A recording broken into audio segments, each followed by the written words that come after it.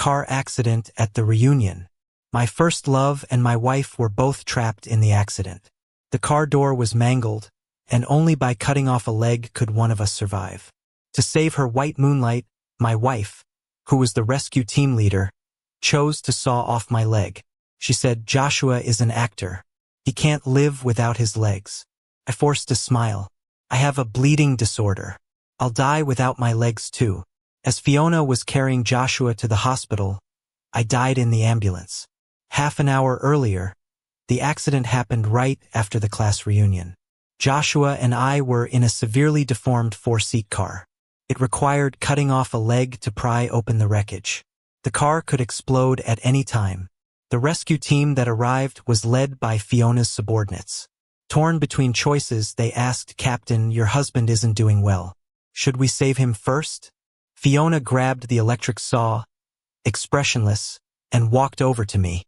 "Joshua is an actor. He can't live without his legs." The hard, cold saw blade pressed against my knee. I held Fiona's hand, tears streaming as I whispered, "I have a bleeding disorder. I'll die without my legs too." At that moment, I still hoped she had a tiny bit of feeling left for me. If not love, then at least some affection. But all I got in return was the excruciating pain in my knee. Without any anesthetic, Fiona used a buzzing electric saw to cut through my flesh and bone. Blood spattered into my mouth, mixing with my tears, tasting metallic and bitter. I almost passed out from the pain. Fiona's cold, indifferent voice echoed in my ears like a curse. "Tom, Joshua is an actor. Don't be so selfish." I leaned against the back seat of the car, gradually giving up my struggle. My heart, once full of hope, now lay in ruins. The agony from my severed leg was nothing compared to the heart-wrenching pain in my chest. 7 years of marriage. Even a dog would have become familiar in that time. But why was Fiona, a living person, always so cold? They carried me to the ambulance, but my blood soaked through the blankets, drip by drip, covering the floor. In my fading view, all I saw was red. I glimpsed Joshua clinging to Fiona, crying and saying he was scared. Finally, as Fiona helped Joshua onto another vehicle, I took my last breath. My soul drifted away from the ambulance, drawn towards Fiona's car. Joshua held Fiona's hand tightly, nervously asking, "Fiona, is my leg broken? Will I be able to stand again?" He just furrowed his brow in worry. Fiona comforted him softly. "I'm here. Your leg will be fine. You just rest. When you wake up, it'll be all better." Watching them hold each other, my heart ached sharply. In 7 years of marriage, Fiona was always so cold. She never spoke words of comfort. I used to tell myself it was just her nature. Until a year ago, Joshua returned, and she drunkenly confessed, "Tom, I regret marrying you. I only ever wanted to marry Joshua. I didn't have a choice back then. Now I regret it." 7 years ago, Fiona's father went to jail, and her mother fell gravely ill. With nowhere else to turn, she thought of me. On the night before graduation, Fiona cornered me under the dorm building. The delicate girl, lightly tipsy, embraced me and asked, "Tom, do you like me?" My secret crush was known to everyone, but when the girl I loved asked me directly, I was at a loss for words. Fiona held on to me, her voice strained and teary. "Marry me. Lend me 400,000. 400,000 wasn't a big deal for my family. Seeing her weary red eyes, I trembled as I spoke. "Okay."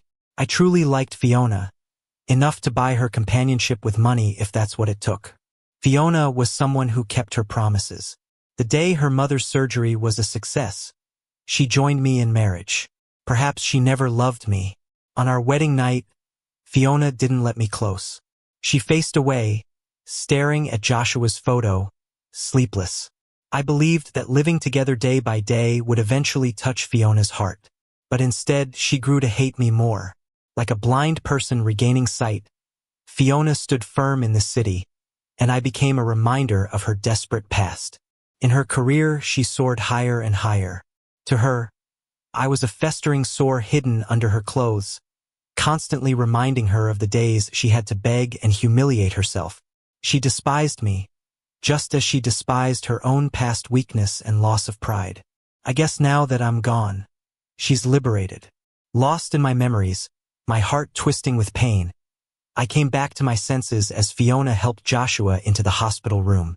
After checks, Joshua was fine, and Fiona's subordinate couldn't help but say, "Captain, maybe you should see your husband. He lost a leg, it's a serious operation." Fiona was about to get up. Joshua clung to her hand, his eyes red and pitiful. "Fiona, I'm scared. What if I wake up and my leg is gone? Can you stay with me?" he said, his tears falling silently, like a frightened sparrow. Fiona couldn't bear it.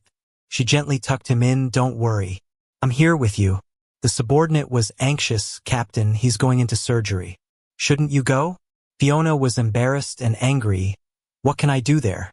Am I a doctor or a nurse? Can I perform surgery? Can I reattach his leg?" Each word struck deep into my heart, shaking me to the core. 7 years. Even a pet cat or dog doesn't take that long to find affection.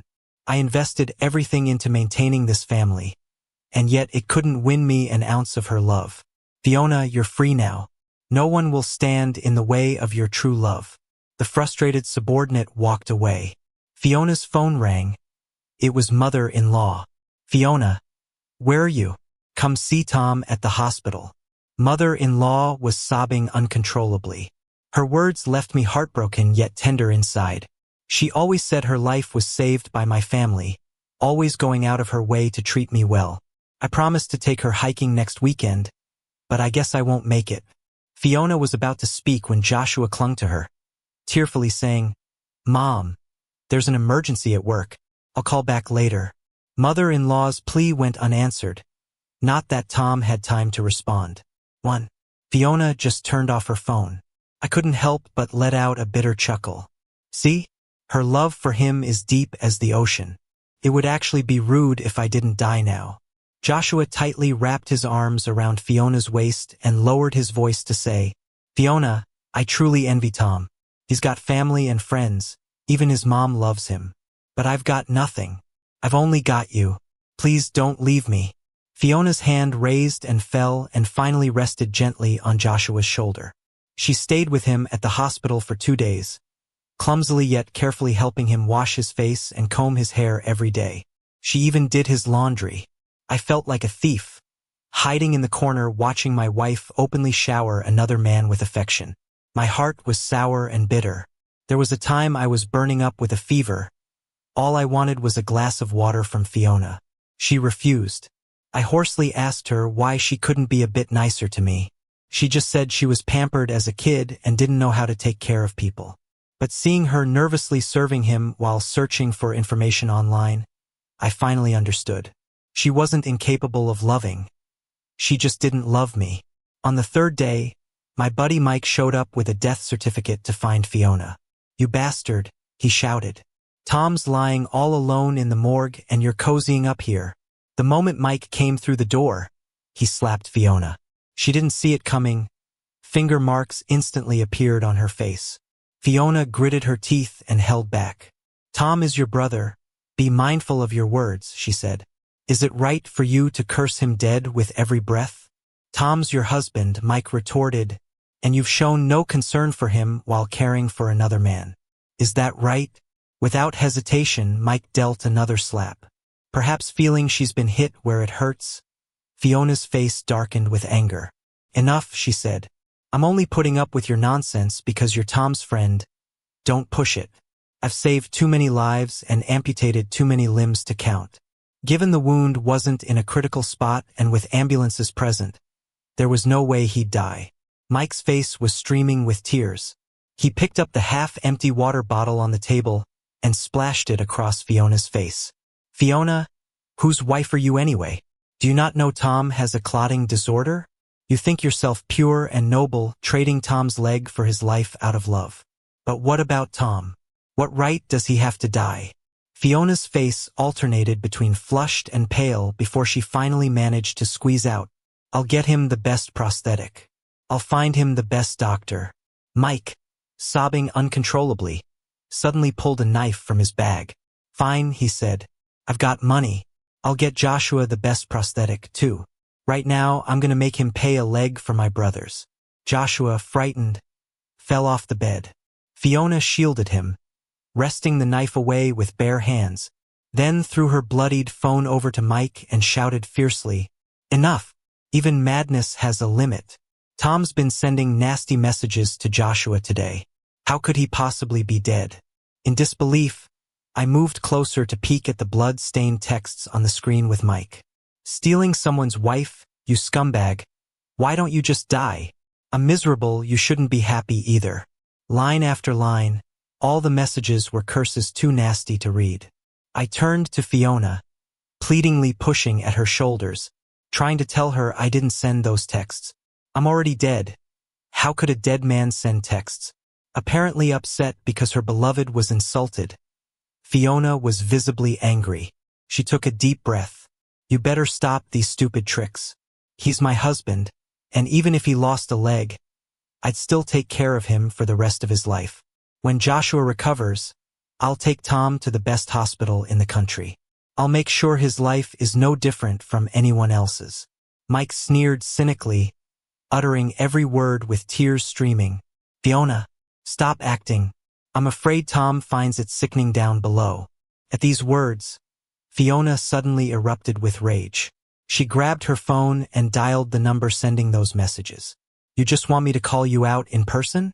The call connected, but there was only silence. Fiona shouted angrily, "Tom, speak up. Keep pretending, and I'll divorce you right now." I gave a nonchalant smirk. "Sorry, this time you can only be a widow." Mike, fully enraged by Fiona, threw the death certificate at her face. "Fiona, it's laid out clearly in black and white, even signed by your mom. Open your eyes and look." My heart raced with anticipation. "Fiona, soon enough you'll know I'm truly gone." Mike was so furious his lips trembled, pointing at Fiona as he spoke each word. "Open your eyes wide. Look carefully. The cause of Tom's death was excessive bleeding due to a clotting disorder. Fiona, because you amputated Tom's leg, he died. You're the murderer." Fiona's face was somber. She snatched up the crumpled death certificate. Her eyes intensely focused on the sparse words on the paper like she was trying to squeeze out a secret. Joshua poked his head out from behind Fiona, looking guilty. "Fiona, it's all my fault." He hugged his slender shoulders, sobbing desperately. "Tom must be mad at you. He bought that death report online to trick you back. Go back. Don't worry about me. I'll be fine. It's hard on your mom having to worry at her age." Predictably, his few words made the originally wavering Fiona grow furious. Fiona ripped up the death certificate angrily. "Tom's really gotten smart," she shouted. "Even learned to get fake proof to trick me. Just what do you take my mom for? When your maid learned she was kind-hearted, you forced her to help you lie like this. I never should have saved him. I should have let him be stuck on that mountain to think about how to be a good husband." Word by word, everyone cuts deep. Turns out when your heartache reaches the limit, you end up laughing. But the more you laugh, the more the tears just fall into your mouth. "Fiona, I didn't get to learn this in this life, and I don't want to try again in the next." Mike stared at Fiona in disbelief. "Tom's right there in the hospital. Come with me and say these things to his face." Fiona looked fed up, her patience entirely gone. She picked up her phone and opened a chat with me. Furious, she sent what seemed like a dozen voice messages in a row. "Tom, if you don't reply, don't ever bother coming back. Keep this up and don't blame me when I turn my back on you. Stop messing with my mom. How long are you going to keep this up? I regret marrying you. If I knew you were like this, I would have ended things sooner." Fiona's eyes were red, her chest heaving. The ever-calm Fiona had lost her composure because of me. Too bad she'd be disappointed. I'm really dead. She can't threaten me with divorce anymore. Mike stood by, witnessing Fiona's breakdown, his anger turning to mockery. After a moment, he spoke coldly. "Fiona, just leave. Don't mess up Tom's path." With that, Mike left, completely let down. I pitied Mike's exhaustion, yet my soul couldn't help but follow Fiona. She shot daggers at Mike's back and then comforted Joshua softly before sneaking out the door. Her steps were light, occasionally bringing out a phone I'd never seen before, sending messages. No wonder I could never get in touch with Fiona. She had a backup phone I didn't know about. Soon enough, I found out why she left the house. Fiona parked her car at a well-known tailor shop. "Hi, I'm here to pick up the suit I ordered last month." The salesperson smiled, pulling out an exquisite, luxurious handmade suit. "Fiona, the size you wanted. Would you like to try it on?" Fiona smiled, casually measuring with her hand. "No need. It fits perfectly." I drifted behind her, my heart aching until it was numb. 7 years of marriage, and she never remembered my birthday or our anniversary. She never knew my clothing size, shoe size, or interests.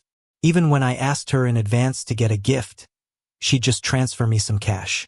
Yet now, with just her fingers, she knew another man's size by heart. She hadn't changed. She just never loved me. She had them wrap it up carefully, then drove to a nearby dessert shop. Fiona, who never liked sweets, leaned over the counter, seriously eyeing the cute pastries she used to scoff at. "Got anything low sugar? And no mango. My boyfriend's allergic." Fiona's voice was gentle, and the staff praised her for being so considerate and attentive. My heart twisted, the pain nearly causing me to pass out. She left with the beautifully packaged afternoon tea treats, eager to get back to the hospital. I sat in the back of her car, watching her carefully hold the box as she drove. My heart ached so badly I could hardly breathe. Halfway there, Fiona hit the brakes, frowning as she looked to her right. I followed her gaze and saw two of Fiona's college friends, Sunny and Lily, buying wreaths at a roadside paper shop. "What's going on?" Fiona parked on the side and walked over. Sunny, seeing the cake in her car, clenched her fists in anger. "Fiona, are you even human? Tom's having a funeral and you can't even show up, but you have time to buy someone a cake." Lily eyed Fiona coolly, following Sunny's lead. Fiona's face was hard to read as she restrained her anger. "It's one thing for others to help Tom lie, but you two too?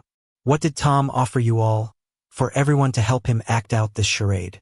She yanked a wreath from the ground. "You've even got these ready. Are you trying to make a bigger scene? Need to plaster it everywhere in the news?" Whack! Before she could finish, Lily suddenly slapped her. Blood trickled down from Fiona's lip. Her eyes showed a fleeting panic. Lily was our mutual friend and was always level-headed, never joking around. As if trying desperately to reason it away, Fiona started fumbling with her phone, trying to call me. "He was just texting Joshua today. How could Tom be dead? You all must be trying to trick me." Lily couldn't hold back anymore, grabbing a paper doll and hitting Fiona with all her might. "Did you see Tom send those texts? Did you hear him say it outright?" The bamboo skeleton cut Fiona's brow. Lily hit with full force. Blood streamed from Fiona's brow down her face. In school, Fiona was always the center of attention. No one had ever treated her like this. But even with blood running into her eyes, Fiona stayed silent. She looked like a soulless shell, her face blank and lost. Red-eyed and frantic, Fiona incessantly dialed my number. Paranoid and wild, she'd try again and again, trying to reassure herself by talking to Lily. "He loves pretending to be a ghost. Wait and see, he'll definitely answer." She kept calling until her lips trembled involuntarily. Lily didn't hold back, delivering one final blow to her hopes. "It's been 3 days. Have you seen Tom? Heard his voice? Checked on him?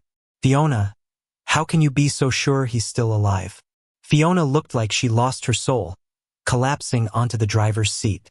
"For 3 days, I used to be clingy, texting her every morning and night, even if she never replied.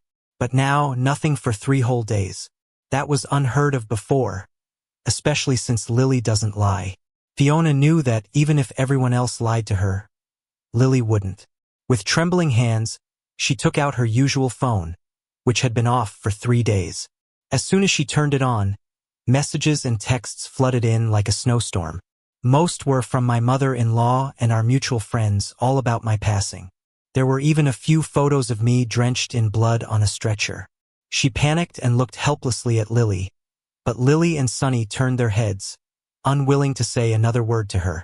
Fiona's eyes turned red, and with shaky hands, she tried messaging me over and over. Tom, why aren't you responding? Tom, stop messing around. Tom, I'm sorry. Please talk to me, Tom. Lily was livid, grabbing Fiona by the collar and dragging her out of the car. The hospital was right across the street. I followed them into the morgue. My mother-in-law rushed up and slapped Fiona twice. The sharp sound echoed in the cold room. Mike and a few of our mutual friends watched coldly. No one stopped it. Suddenly, I felt a sting in my nose. My parents passed away a few years ago, and I thought no one would care if I died. My mother-in-law cried while dragging Fiona down to the floor next to my body, screaming, "For 3 days, where the hell have you been? Tom's lying here all alone. Where were you?" Fiona, full of tears, knelt on the ground, not daring to speak. My mother-in-law kept asking, tearing Fiona apart with each question. Since Fiona wasn't answering, Mike stepped in, cruelly exposing Fiona's ugliest truth. Fiona had spent the last 3 days in a luxurious hospital room with Joshua, too busy fooling around to care that her husband had died. Mike sniffed her shoulder for effect, mocking, "Nice, even got cake. Smells real nice." My mother-in-law staggered, nearly fainting, clutching Fiona's collar, trembling. She questioned, "You cut Tom's leg for some outsider, causing him to bleed to death, and then ran off to be with another man while Tom's body wasn't even cold yet? How did I give birth to someone like you?" For the first time, Fiona's face showed a look of collapse and terror. I didn't know Tom had a bleeding disorder. With a slap, Mike hit her. "What do you know? As Tom's wife, what do you know? Speak up." Fiona had nothing to say. Over the years, she never tried to understand me. I was just like some invisible person, just a part and parcel keeping the family running. Fiona stumbled up, leaning over the morgue bed, refusing to believe. "Tom can't be dead. How could he die? You must be lying to me. Tom's so young, it can't be fatal.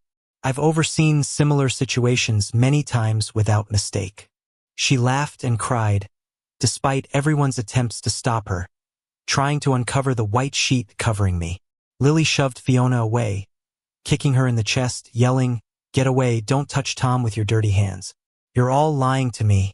Fiona seemed possessed. She pushed everyone aside, grabbing hold of the sheet, somehow convinced that beneath it lay proof it was all a jest, that I arranged all this just to provoke her. But as she yanked it away, my broken body lay in icy whiteness before her. And then Fiona froze.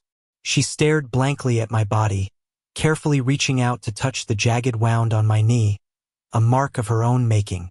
Fiona leaned in, suddenly pinching my face affectionately, which startled me.